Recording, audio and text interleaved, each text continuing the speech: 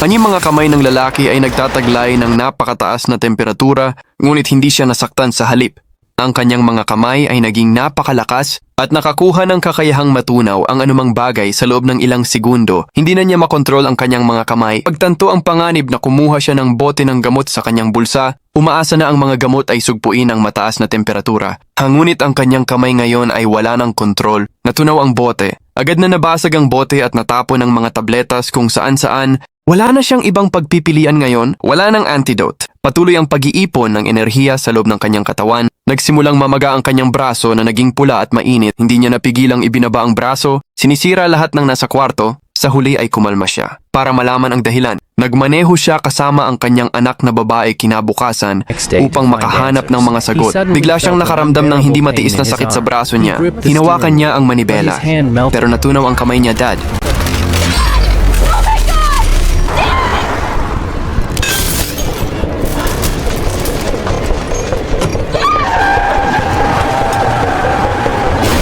Buti na lang hindi sila nasaktan ng husto.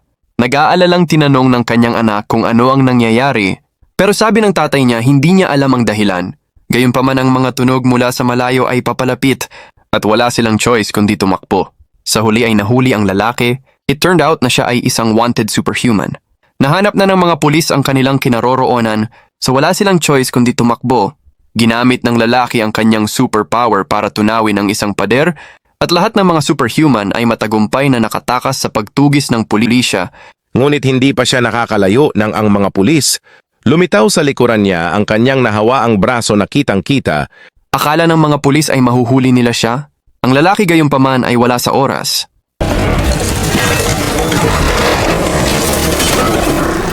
Kang gumalaw, hinahanap mo yung mga beauty friends mo, huh?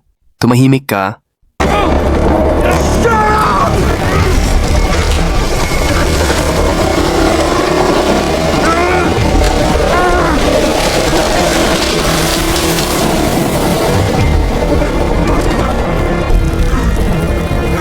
Pinaghahanap din ng mga pulis ang kanyang pamilya at sila ay nasa panganib. Palihim na pumunta ang lalaki sa likod ng isang bahay at ginamit ang kanyang superpower.